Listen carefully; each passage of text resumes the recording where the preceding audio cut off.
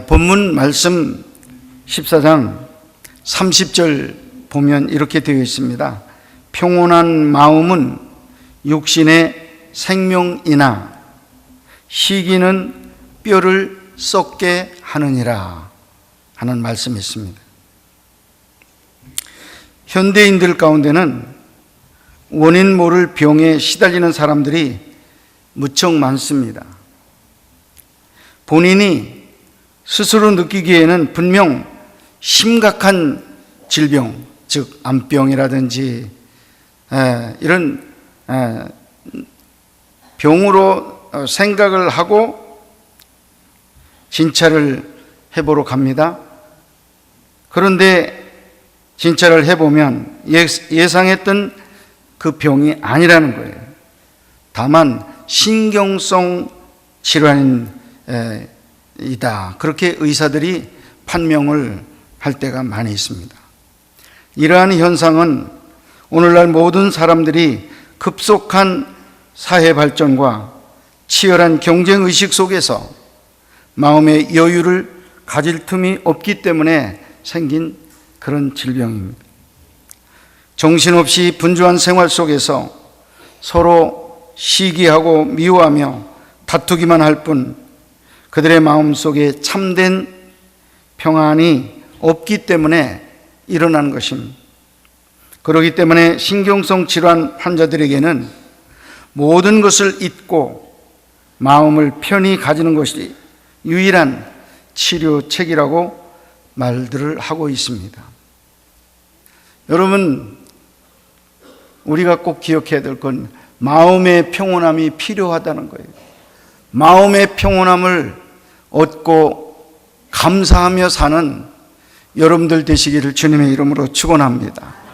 마음의 평온함이 그렇게 귀한 거예요.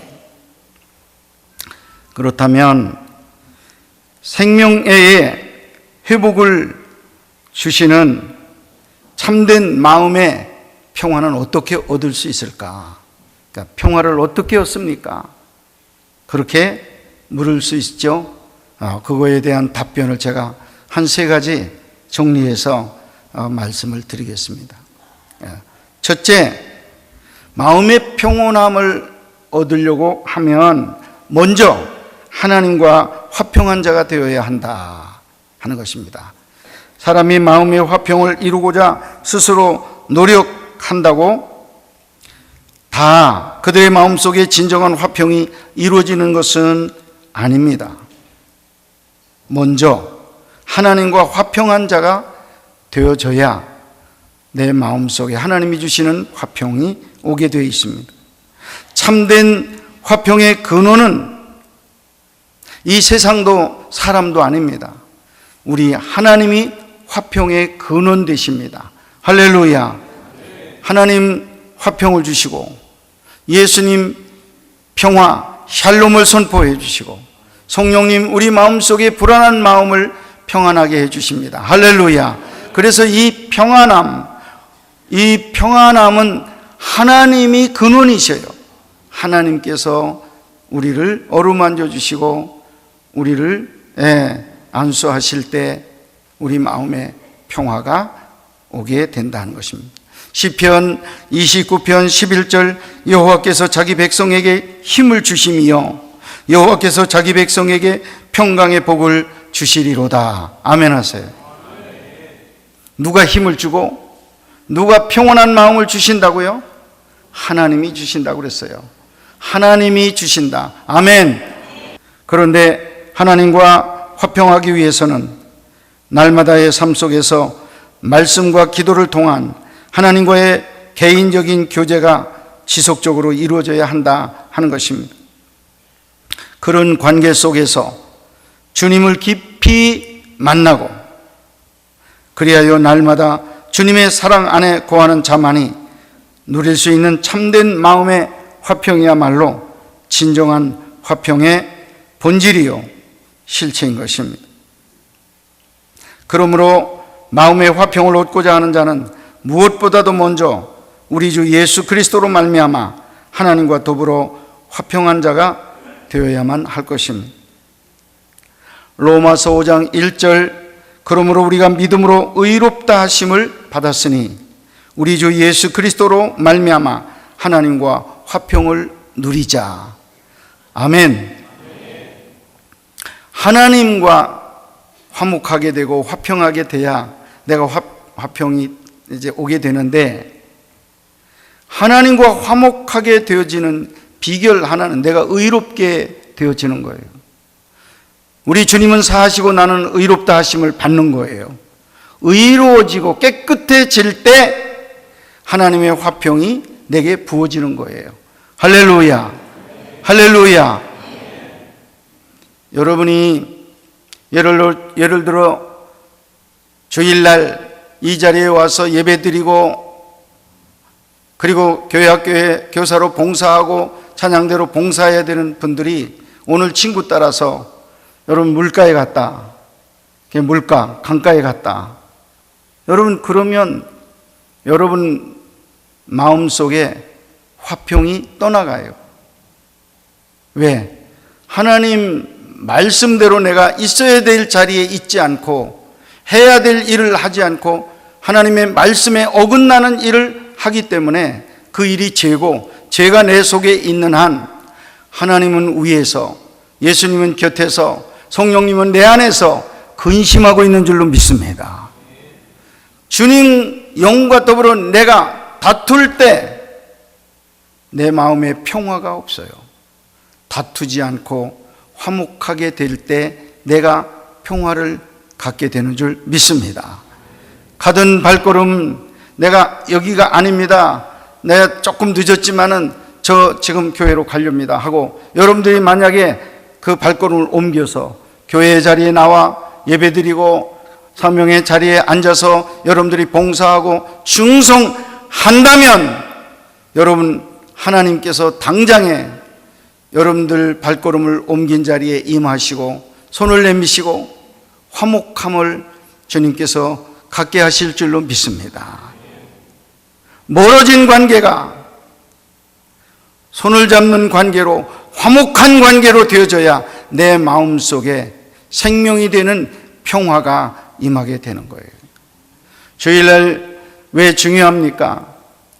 주일날 여러분들이 성전에 나와서 자리에 앉아 엎드려서 기도하려고 하면 성령께서 지난 한 주간 동안 내가 연약해서 부족해서 말씀대로 살지 못한 부분들을 기억나게 하셔요. 내가 게을러서 연약해서 다 이루지 못한 말씀들 너무 하나님 앞에 죄송스러워요. 그래서 하나님, 제가 너무 부족했어요. 지난 한 주간 동안도 어리석게 살았어요. 용서해 주세요 하고 기도하다 보면 나도 모르는 눈물이 내 눈에 맺히게 되죠. 그래서 눈에서는 눈물이 있어요. 내 마음은 아파요. 하나님 마음을 내가 시원하게 해드리지 못한 이 죄인, 내 마음이 아파요.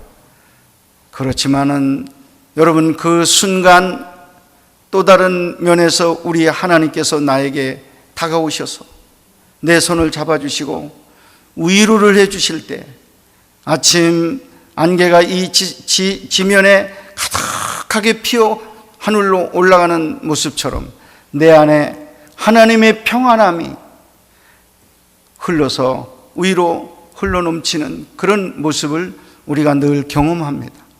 눈에는 눈물이 있지만은 내 마음속에서는 하나님 주시는 평화가 가득히 쌓여지는 이 시간, 그 은혜 아니면 우리가 매주 살 수가 없어요. 하나님의 어루만져 주시고 주시는 그 평안함, 여러분 오늘도 체험한 줄로 믿습니다. 날마다 예배를 드릴 때마다 사랑하는 여러분의 심령 속에 우리 하나님 주시는 그 평온한 마음, 그 평화가 여러분들 속에 충만하게 주어질 수 있기를 간절히 축원합니다. 두 번째는 우리가 평온한 마음을 얻으려고 하면 겸손한 자가 되어야 한다 하는 것입니다. 한번 따라하세요. 겸손하자. 네, 그렇습니다. 현대인들에게 정신적인 스트레스를 가져다주는 많은 불화와 갈등의 결정적인 요인은 스스로 남보다 높아지려고 하는 교만에 있다는 것입니다. 남보다 높아지고 남에게 대접을 받기 위해 밤낮으로 고심하고 경쟁하다 보니 자연히 마음속에는 시기와 질투, 갈등만이 쌓여가게 된다 하는 것입니다. 교만은 다툼만을 일으킵니다. 잠언서 13장 10절, 교만에서는 다툼만 일어날 뿐이라 권면을 듣는 자는 지혜가 있느니라. 아멘 하세요. 교만한 사람들 사이 속에서는 서로 잘났다고 다툼만 있다는 거예요. 이게 교만의 산물이에요. 그래서 우리에게 평화를 뺏어갑니다. 다툼이 있는 곳에는 결코 화평이 있을 수가 없습니다. 그러므로 진정한 마음의 화평을 얻기 위해서는 교만한 마음을 버리고 남을 높이려는 겸손한 마음을 가져야 할 것입니다. 아주 작은 초막집에, 보잘것없는 집에 서너 식구가 지금 살고 있습니다. 그런데 너무 화목하고 재미있어요. 행복해요. 집도 시원찮고 먹을 것도 충분하지 못해요. 그런데 그 집의 부부는 너무 화목한 거예요. 예. 그런데 서로가 서로를 높여줘요. 내 남편을 위해서 내가 뭘 할까? 어떻게 도와드려야 될까? 남편을 위하는 일이 무엇일까? 남편은 아내를 좀 더 편안하게 해줘야 되는데 고생 많이 했는데 알아줘요. 알아주고 감싸줘요. 그래서 서로 보면 낮아지는 거예요.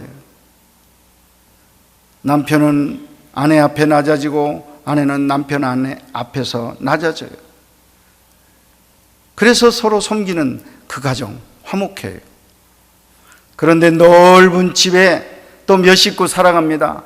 근데 이 집 식구들은 달라요. 서로 잘났다는 거예요.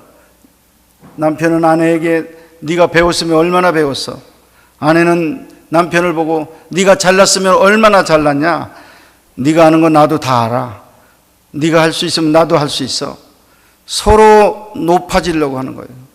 아내를 이겨도 별 수도 없고 남편을 이겨도 별 수도 없는데 어쨌든 일단 이기고 보려고 서로 권위를 내세우고 주장하는 거예요. 그러니까 싸움이 있는 거예요. 교만한 가정에는 부부싸움이 늘 없어지질 않아요. 이런 가정은 여러분 먹을 게 또 많아가지고 거기 고기 반찬에 맛있는 음식을 잔뜩 싸놓고 먹어요. 마른 떡 하나 주워서 먹는 게 아니에요. 그렇게 잔뜩 싸놓고 먹어도 재미가 없는 거예요. 인생에 재미가 없는 거예요. 먹어도 맛이 없는 거예요. 모든 게 귀찮아요. 생각 속에는 이혼이 늘 생각나고 다 그만두고 싶은 생각이 나고 모든 게 다 귀찮고 허무한 거예요. 이렇게 차려놓고 먹으면 뭐 하는 겁니까? 성경이 말씀하는 이 얘기를 제가 이렇게 말씀드린 거예요. 사랑하는 여러분, 교만은 다툼을 일으키고 시기를 일으켜서 뼈를 썩게 하고 온 세포를 망가지게 합니다. 그러나 겸손해서 서로를 위하면 화목이 오고 평온이 오고 하나님의 은혜가 덧입혀질 줄로 믿습니다. 그래서 가정마다 평온한 가정을 이루셔요. 우리 가정에 평온이 오면 그 평온이 우리 순으로, 우리 순이 평온한 순이 되면 교회로, 교회가 평안하면 사회가 평온한 그런 가정들로 가득히 채워지므로 나라 전체가 평안한 그런 축복, 우리에게 지금 절실히 필요한 은혜다. 저는 그렇게 생각을 하고 있습니다. 빌립보 2장 3절에 보면 아무 일에든지 다툼이나 허용으로 하지 말고 오직 겸손한 마음으로 각각 자기보다 남을 낮게 여기며 이렇게 말씀하고 있습니다. 모든 일에 다툼이나 허용으로 하지 말고 겸손하라는 거예요. 그리고 모든 사람들에게 말하기를 당신에게 내가 배울 게 너무 많소. 당신이 너무 신앙적으로 훌륭해요. 나는 당신 정말 달려가도 못 따라가요. 이렇게 상대방을 높이고 인정해 주라는 거예요. 서로 낮게 여기라 말씀했습니다. 그렇게 하는 사람에게 하나님께서 높여주셔요. 낮아진다고 짓밟히는 게 아니에요. 낮아지는 사람은 하나님께서 높여주셔요. 마태복음 23장 12절 누구든지 자기를 높이는 자는 낮아지고 누구든지 자기를 낮추는 자는 높아지리라. 아멘. 그러므로 스스로 높아지고자 노력하기보다는 하나님과 사람들 앞에 자신을 낮추시기를 바랍니다. 이러한 겸손함으로 마음의 화평을 누림으로써 하나님께서 친히 존귀케 하시는 성도가 되시기를 간절히 축원합니다. 세 번째는 용서하는 자가 되라 하는 것입니다. 사람들이 나에게 실수하고 잘못할 때가 있습니다. 내 마음이 섭섭하고 그게 지나치면 내가 원한이 생겨요. 원한이 생기면 이런 게 내 마음속에 생겨요. 너 두고 보자. 그래서 그냥 걸고 넘어지는 거예요. 너 두고 보자. 두고 보자. 두고 보자. 이 원한이 생긴 상태에서는요, 내 마음속에 평온이 오지를 않아요. 여러분, 내가 평온한 것은 하나님께서 내 죄를 사해 주시고 잡았던 손을 펼쳐 주실 때 내가 평온이 오고 평안이 오는 건데, 하나님께서 붙잡고 있는 한 내가 평안한 마음이 안 와. 근데 언제 그렇게 붙잡고 있느냐 하면 내가 다른 사람들의 실수를 꽉 붙잡고 있을 때, 안 나, 용서 못해, 두고 보자 하고 주먹을 쥐고 있을 때 하나님도 너도 내가 안 놓는다 하고 잡고 있는 거예요. 하나님이 잡고 있으니까 내가 이게 편치가 않는 거예요. 불안하고 걱정되고 잠이 안 오고 모든 일이 귀찮아지고 힘이 빠지는 거예요. 하나님께서 여러분 그 잡은 손을 펼쳐주시고 놓아주시고 풀어주시고, 그래서 여러분들에게는 참 평화가 흘러넘치기를 간절히 바랍니다. 다른 사람의 허물이나 잘못을 용서할 줄 모르는 사람에게 진정한 마음의 화평이 이루어질 수가 없습니다. 마음속의 분은 더 큰 화를 초래하고 인간관계를 악화시켜 스트레스를 가중시킬 뿐입니다. 뿐만 아니라 우리가 우리에게 잘못한 자를 용서해 주지 않는 것은 영원한 사망의 길에 처해져야만 할 죄인들을 용서해 주시고 영생의 축복을 허락하신 하나님의 사랑에 대한 배반 행위라 할 수가 있습니다. 그러므로 용서를 모르는 자는 결국 화평의 근원이신 하나님과의 관계마저 악화시키는 불행한 결과를 초래하게 되는 것입니다. 마태복음 6장 14절 15절에 보면 너희가 사람의 잘못을 용서하면 너희 하늘 아버지께서도 너희 잘못을 용서하시려니와 너희가 사람의 잘못을 용서하지 아니하면 너희 아버지께서도 너희 잘못을 용서하지 아니하시리라. 아멘 하세요. 우리 말 가운데 이런 말이 있어요. 너 오늘 복 받았어. 내가 오늘 너 용서했거든. 진짜 너 가만히 안 놔두려고 그러다가 너 복 받은 날이 오늘 내가 용서해 주니까 너 아주 오늘 축복 받았어. 너 복 받았어. 그런 얘기 웃어가면서 할 때 있어요. 너 정말 복 받았어. 그런 줄 알아? 이렇게 해요. 근데 사실 따져보면요, 형제들에게 복 받았다고 할 게 아니라 하나님 내가 복 받았습니다 말해야 돼. 왜? 내가 놔주는 순간 하나님이 나를 잡았던 손을 놓기 때문에, 내가 붙잡고 있는 건 별것 아니지만 하나님이 붙잡고 만약에 계속 나간다면 나는 큰 문제예요. 큰 일이에요. 내 손하고 하나님의 손하고는 다르기 때문에 진짜 복 받은 사람은 나 자신인 것을 믿으시기를 바랍니다. 그래서 너 오늘 복 받았다 하지 말고 나 오늘 복 받았다 그렇게 하세요. 내가 오늘 복 받았다. 내가 너 놔주고 하나님이 나 놔주니까 오늘 내가 복 받은 날이다. 이게 맞는 말이에요. 잘못된 말은 네가 복 받았다. 아니야. 조금 받았지. 나는 더 큰 복을 받았어요. 할렐루야. 여러분 항상 작은 거 놔주시고 큰 복 받으시는 주의 종들 되시기를 바랍니다. 참된 마음의 화평을 원하는 자는 그리스도의 사랑으로 서로 용서하고 이해하며 원수까지도 사랑할 수 있는 마음을 가져야 한다 하는 것입니다. 사랑하는 성도 여러분, 진정한 마음의 화평을 얻고자 하십니까? 그렇다면 먼저 화평의 근원이신 하나님과 화평을 이루는 자가 되시기를 바랍니다. 그리고 겸손함으로 남을 높이려는 사람들이 되시기를 바랍니다. 항상 옆에 있는 사람들을 나보다 높여주세요. 당신에게 내가 배울 게 많소. 그렇게 인정해 주시고 높여주세요. 그리고 또한 잘못한 자를 용서하는 온유한 사람이 되시기를 주님의 이름으로 축복합니다. 매일의 삶 속에서 하나님과 친밀한 교제를 나누며 이웃을 진정으로 사랑할 때 여러분의 마음속에 세상이 주는 것과 비교할 수 없는 참된 평화가 임하게 될 것입니다. 아울러 이같이 마음의 평화를 이루는 자는 진정한 희락을 얻는다고 잠언서 12장 20절에 말씀했습니다. 악을 꾀하는 자의 마음에는 속임이 있고 화평을 의논하는 자에게는 희락이 있느니라. 아멘. 평화를 의논하는 자, 평화를 만들기 위해서 머리를 쓰고 평화를 주기 위해서 노력하고 이 평화를 의논하는 자들에게는 하나님께서 희락을 선물로 주셔요. 다른 사람을 평온하게 하려고 내가 할 때 내 마음속에는 하나님이 더 큰 희락으로 더해 주세요.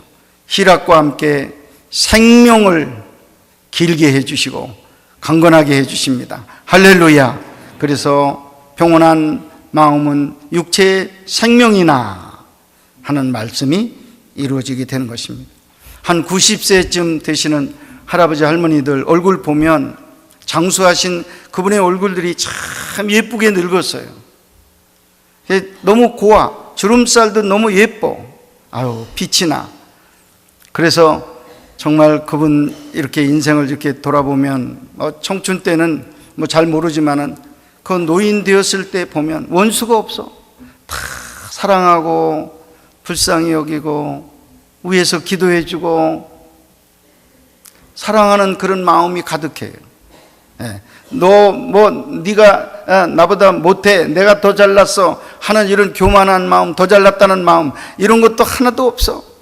다 내려놓고 용서하고 마음을 풀고 그렇게 사니까 90세, 100세 얼굴이 너무너무 예쁘게 늙어요. 이제 한 달 이제 있으면 우리가 한 살씩 또 먹어요. 저도 먹고 여러분들도 먹고 또 한 살씩 또 먹는데 여러분 주름이 자꾸 가지요. 그런데 이 주름이 가도요 거룩하게 가고 예쁘게 가고 주름살도 예쁘게, 여러분 그렇게 한 살씩 먹어도 표시도 안 나게 여러분 얼굴에 하나님의 온유한 빛이 충만하시기를 간절히 축원합니다. 싸나운 그런 모습, 주름살이 아니라 주름살도 예쁜 주름살이 있어요. 하나님이 함께 하실 때 가능한 줄 믿습니다.